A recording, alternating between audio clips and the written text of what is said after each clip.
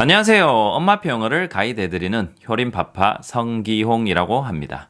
지난 영상에서 영어 그림책을 아이에게 읽어줄 때 해석을 해줘야 될지 말아야 될지에 대해서 확실하게 한번 다뤄봤습니다. 그래서 결론이 확실하게 나왔었죠. 아이에게 영어 그림책을 읽어주면서 우리말을 해석을 해주지 말자고 결론이 나왔습니다. 그러면 우리말 해석을 해주지 않으면 과연 어떤 대책과 대안이 있을 수 있는지 제가 숙제를 내어드렸습니다. 숙제 열심히 해오셨습니까? 제가 댓글창에 있는 숙제들을 한번 확인해 보니 아주 많은 다양한 의견들을 주셨습니다.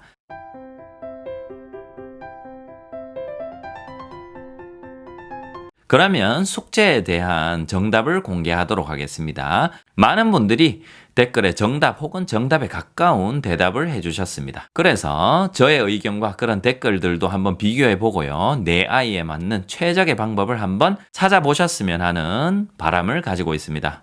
한번 확인해 보러 갈까요? 우리말 해석에 대한 첫 번째 대안은 바로 아이에게 영어 그림책을 읽어줄 때 그림을 콕콕콕콕 가리키면서 읽어주는 것입니다. 특정 글밥을 읽을 때 그 글밥이 가리키는 대상을 그림에 콕콕 집으면서 읽어주시면은 확실하게 아이가 그게 뭔지 알 수가 있겠죠. 특히 인물이라든가 동작이라든가 사물들은 이렇게 손가락으로 가리키면서 거의 대부분 많은 분들이 해결이 됩니다. 그렇게 해서 그림책에 있는 인물이라든가 특정 명사들, 특정 동작들을 습득을 하고 나면은 질문의 빈도가 확 줄어드는 것을 알 수가 있습니다. 영어 그림책을 읽을 때 우리말 해석에 대한 두 번째 대안은 바로 쌍둥이 책을 활용하시는 것입니다. 쌍둥이 책이라는 것은 영어 원서가 있고요. 우리말 버전이 있는 이 두 가지 묶음을 쌍둥이 책이라고 부릅니다. 책 내용은 같으나 하나는 영어, 하나는 우리말로 되어 있죠. 그러면 이런 쌍둥이 책을 어떻게 활용하는 것이 좋냐 하면 우리말 버전의 책을 먼저 읽어주고 며칠 있다가 영어 책을 읽어주는 것입니다. 이렇게 하면 좋은 점이 무엇이냐 하면 우리말 버전을 먼저 읽어줌으로써 아이가 내용에 대해서 이미 숙지를 하고 있습니다. 그 다음에 며칠 있다가 영어 책을 읽어주면 이미 머릿속에 이 책에 관한 내용이 다 들어있기 때문에 혹은 거의 대부분 들어있기 때문에 영어 어휘라든가 표현에 대해서 질문할 가능성이 현저히 줄어듭니다. 그래서 혹시 아이가 영어로만 책을 보지 않으려고 할 때는 이렇게 쌍둥이 책을 활용하시는 것이 좋습니다. 하지만 주의해야 될 점도 하나가 있는데요. 사실 시중에 나와 있는 모든 책을 첫째 쌍둥이 책으로 구매하는 것은 불가능합니다. 그렇게 많은 책들이 쌍둥이 책으로 나와 있진 않거든요. 두 번째, 쌍둥이 책도 어쩌면 해석에 대해서 아주 지혜로운 차선책일 뿐입니다. 그래서 아이가 영어로만 보지 않으려고 할 때는 처음 시작 부분에 쌍둥이 책으로 활용하시는 것은 괜찮겠으나 그것을 장기간 끌고 가는 것은 어쩌면 어느 정도는 우리말에 의존해서 영어를 습득하는 것이기 때문에 단기간 활용하시고 서서히 영어를 통해서만 이해하는 그런 습관을 들이면 좋을 것 같습니다. 우리말 해석에 대한 세 번째 대안은 이제 방금 제가 말했었던 두 번째 대안과 매우 유사합니다. 바로 쌍둥이 책과 유사하게 효과를 낼 수 있는 영어 그림책을 미리 우리말로 한번 모두 천천히 다 설명을 하면서 즐긴 후에 영어로 읽어주시는 것입니다. 영어 그림책을 펼쳐서 부모님께서 미리 우리말로 쭉 내용에 대해서 다 설명을 해주시는 것이죠. 그러면은 이미 아이는 머릿속에 내용을 다 알고 있기 때문에 영어 표현이나 어휘에 대해서 질문을 할 확률이 매우 줄어들게 됩니다. 쌍둥이 책 활용과 유사한 원리라고 할 수 있겠습니다. 이 또한 너무 장기간 끌고 가지는 마시고요. 만약에 아이가 영어 책을 보는 거에 있어서 너무 많은 거부감을 가지고 있다면 단기간 활용하시는 것은 권해드립니다. 우리말 해석에 대한 네 번째 대안 한번 이야기해 보도록 하겠습니다. 네 번째 대안은 바로 글 속에 나오는 어휘나 표현을 손가락이나 몸동작으로 혹은 목소리로 표현할 수 있으면은 꼭 한번 해보시길 권해드립니다. 점프 같은 거는 이렇게 이렇게 한다든가 혹은 책을 이렇게 그린다든가 이렇게 여러 가지 방법으로 표현을 할 수 있고요. 때에 따라서는 약간의 몸의 액션이 추가가 되어서 아이에게 보여주시는 것도 효과적입니다. 그래서 이렇게 실제로 보여주시는 것을 한번 권해드리고요. 당연히 모든 어휘들을 이렇게 손가락의 움직임이나 몸의 동작으로 표현할 수 있는 것은 아닙니다. 그렇지만 그렇지만 영어 그림책을 읽을 때 손가락으로 콕콕 가리키면서 몸 동작이나 손가락의 움직임이 조금 추가가 된다면 훨씬 더 아이의 이해를 도울 수가 있습니다. 한번 해보시길 권해드리고요. 그리고 이렇게 하는 데 있어서 한 가지 팁은 무엇이냐 하면은 영어 그림책을 읽어주시기 전에 부모님이 꼭 소리 내어서 먼저 읽어보셔야 된다는 것이죠. 이게 무엇을 의미하냐 하면요. 손가락으로 가리키거나 손동작 혹은 몸동작으로 아이에게 어휘나 표현의 의미를 가르쳐 주시려고 할 때는 그렇게 하시려는 여유가 있어야 됩니다. 그렇게 하려는 여유가 있으려면은 글을 조금 더 자연스럽게 읽을 수 있는, 그리고 부모님이 미리 그 글에 익숙한 상태여야 합니다. 그렇기 때문에 그런 여유가 생기려면 그림책을 읽어주시기 전에 부모님께서 미리 꼭 한두 번 정도는 소리내서 읽어보시기를 권해드립니다. 그러면 한층 더 여유가 생겨서 다른 여러 가지들을 할 여유가 생깁니다. 그리고 그렇게 하면 덩달아 좋은 점은 무엇이냐면 가정에서 아이에게 영어 환경을 노출해 주는 것에 대한 장점은 바로 아이에게 영어를 가르친다는 것이 아니라 부모와 아이가 함께 배워 나간다는 것입니다. 자연스럽게 부모도 실력이 올라가겠죠. 우리말 해석에 대한 5번째 대안 이야기해 보도록 하겠습니다. 5번째 대안은 바로 아이가 영어 그림책을 보면서 너무나 많이 질문을 하거나 앞서 1번에서 4번까지의 방법을 활용하셨는데도 불구하고 아이가 지속적으로 해석에 대한 요구가 있을 때는 영어 책의 난이도를 확 낮추시기 바랍니다.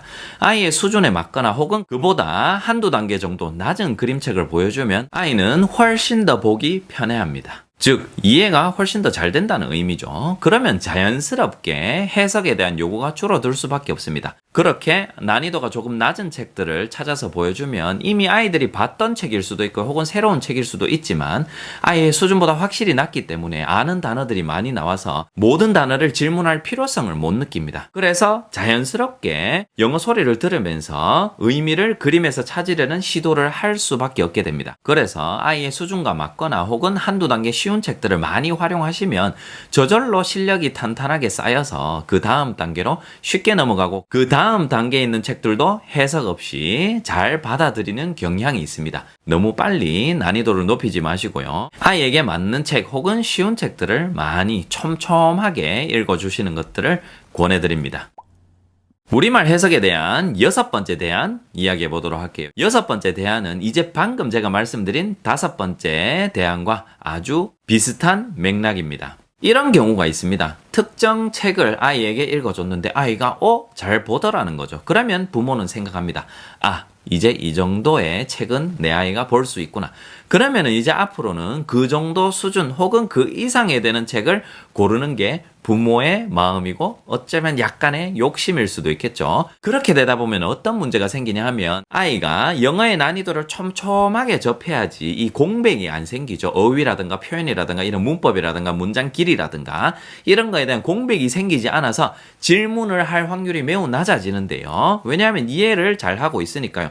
그러나 난이도를 자칫 조금 빨리 높여버리면 아이 입장에서는 실력에 공백이 생기게 됩니다. 특정 책은 잘 봤지만 다른 장르나 다른 소재의 책을 보면은 생각보다 공백이 많다라는 것을 느껴서 아이는 질문을 하게 됩니다.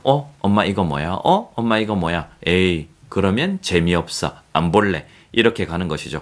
자칫 이렇게 난이도를 섣불리 빨리 올려버리면은 아이가 이해하는데 힘든 것을 느껴서 서서히 영어책을 접하는데 멀어질 수 있다는 생각도 해봅니다. 그래서 아이가 편하게 이해를 하고 편하게 접하고 편하게 받아들일 수 있는 그런 책들을 많이 촘촘하게 읽은 다음에 아이가 그런 난이도를 조금 지루해하거나 이제 뭔가 다음 단계의 책을 찾는다는 그런 신호가 있을 때 그때 다음 단계로 넘어가도 충분히 늦지 않습니다. 우리나라 책은 이렇게 글밥을 높이는 거에 대해서 부모님들이 그렇게 많은 욕심을 가지고 있진 않은데 영어라고 하면은 왠지 더 많은 글밥을 보여주고 싶고 왠지 아이가 보는 책의 난이도가 조금 더 빨리 올라갔으면 하는 마음을 가지는 경향이 있습니다. 그래서 그 마음을 조금만 내려두시고요. 아이가 편하게 잘 볼 수 있는 난이도를 충분히 많이 접해서 탄탄하게 완전 뗀뗀하게 다진 후에 그 다음 단계로 넘어가시는 것을 권해드립니다. 그래야지 아이가 영어 해석을 해달라는 그런 요구가 줄어듭니다. 자, 우리말 해석에 대한 7번째 방법 소개해 드리겠습니다. 7번째 방법은 그림만으로 대부분의 내용을 파악할 수 있는 책으로 시작해야 되고, 이런 책들을 많이 활용하셔야 됩니다. 어떤 책들은 그림이 글을 잘 표현해 주지 못하는 그런 책들도 있고요. 때때로는 추상적인 것들도 있고요. 때로는 구어체로만 이루어져 있어서 그림에 글을 충분히 담고 있지 않는 경우가 있습니다. 일반적으로 아이들이 잘 보는 인기 있는 책들이라 할지라도 그림이 글을 아주 잘 표현하고 있는지, 쉽게 그림을 보고 아이가 받아들일 수 있고 이해를 할 수 있는지를 한번 살펴보신 후에 책을 구매하시거나 대여를 하시기 바랍니다. 우리말 해석에 대한 8번째 방법 소개해 드리도록 하겠습니다. 8번째 방법은 바로 재미있는 책을 활용하는 것입니다. 재미있는 책을 활용하는 것의 장점은 무엇이냐 하면, 너무 재미있기 때문에 아이가 이해가 좀 덜 되더라도 그 그림을 보고 웃으면서 영어로 접하고 있다는 사실을 조금 잊고 있는 그런 책들이 있다라는 것이죠. 주로 똥, 오줌, 방구 같은 이런 더러운 책들, 혹은 뭔가 꽈당 넘어지거나 뭔가 웃긴 소재가 있고 아이가 깔깔깔 웃을 수 있는 그런 유머스러운 책을 찾으면은 아이의 수준보다 살짝 높거나 아이의 수준에 딱 맞아서, 원래 같으면은 아이가 질문을 해야 됨에도 불구하고 책이 너무 재미있기 때문에 질문할 겨를이 없는 것이죠. 재밌어서. 그래서 그림을 보면서 내용을 즐기는 거에 자연스럽게 빠져들 수밖에 없습니다. 그래서 이렇게 약간 재미있는 책들을 찾아보시면은 아이가 질문을 덜 한다는 것을 알 수 있습니다. 이런 재미있는 책들은 제 유튜브에 보면은 연령별 책 추천 혹은 재미있는 책 추천이라는 영상들이 있습니다. 이런 영상들을 많이 활용하시면 되고요. 혹은 인스타그램에 효린파파 계정에 오시면은 재미있는 책들이 많으니 한번 찾아보시기 바랍니다. 우리말 해석에 관한 마지막 9번째 방법입니다. 9번째 방법은 바로 아이가 책을 이해했는지 계속해서 확인하려고 하지 말자입니다. 아이가 책을 보고 있고 잘 듣고 있다면 이해를 잘 하고 있는 것입니다. 그렇지만 사실 부모가 불안해서 혹은 부모가 걱정이 되거나 아이가 이해를 했는지 못했는지에 대해서 궁금해서 질문을 하는 경향이 있습니다. 그래서 이런 경향성을 내려두시고요. 아이가 잘 보고 있으면 잘 이해를 하고 있구나라고 믿으시고 책의 이해를 확인하려고 하지 마시기 바랍니다. 그리고 특정 책은 진짜 궁금하실 수도 있잖아요. 그런 경우는 독후 활동을 통해서 아이가 이 책을 이해를 했는지 못했는지 넌지시 둘러서 가끔은 확인해 볼 수 있을 것 같으니 한 번씩 해보시기 바랍니다. 가급적이면 내용 확인에 대한 질문은 안 하시는 것이 좋습니다. 아이가 책에 빠져서 책을 잘 보고 있다면은 충분히 어느 정도는 이해하고 있는 것이고요. 만약에 아이가 이해를 잘 못하고 있다면은 바로 자리를 떠버립니다. 즉, 안 보려고 할 것이기 때문에 아이가 책을 잘 보고 있다면 잘 보려고 하니 너무 걱정하지 마시기 바랍니다. 자, 그러면 이렇게 영어 그림책을 아이에게 읽어줄 때 우리말 해석을 대체할 수 있는 부분들을 9가지나 알아보았습니다. 이 9가지들 중에서 내가 할 수 있겠다 싶은 한두 가지 혹은 여러 가지를 골라서 한번 활용을 해보시면 서서히 아이가 우리말 해석에 대한 빈도가 줄어들고 결론적으로는 없어진다라는 것을 느끼실 수 있을 것입니다. 이런 대안을 활용한다 할지라도 바로 우리말 해석에 대한 빈도가 확 줄어들진 않을 수도 있습니다. 이 또한 아이가 이미 익숙해져 있을 수 있기 때문에 우리말 해석에 대한 아이의 그런 의존도가 서서히 낮아지기 마련입니다. 너무 조급하게 마음을 먹지 마시고요. 영어 그림을 통해서 아이가 서서히 의미를 알아갈 수 있도록 쉬운 책, 재밌는 책, 손가락을 막 이렇게 현란하게 움직이시면서 아이의 이해도를 조금씩 높여가다 보면은 서서히 이런 우리말에 대한 의존도도 낮아질 것입니다. 한번 해보시기 바라고요. 또 어려움이 있다면 댓글에 한번 남겨주시기 바랍니다. 저도 한번 생각해 보도록 하겠습니다. 오늘도 이렇게 영상을 시청해 주셔서 감사드리고요. 다음 영상에는 가정에서 내 아이를 위해서 영어 환경을 조성하실 때 절대 하지 말아야 될 것이 하나가 있습니다. 그 부분에 대해서 한번 이야기해 보도록 하겠습니다. 다음 영상도 기대해 주시기 바랍니다. 오늘도 효린파파였습니다. 구독, 좋아요, 댓글 혹시 깜빡하셨으면 한번 남겨보시면 효린파파에게 큰 힘이 될 것 같습니다. 효린파파가 도와드리겠습니다. 함께 해봅시다. 바이.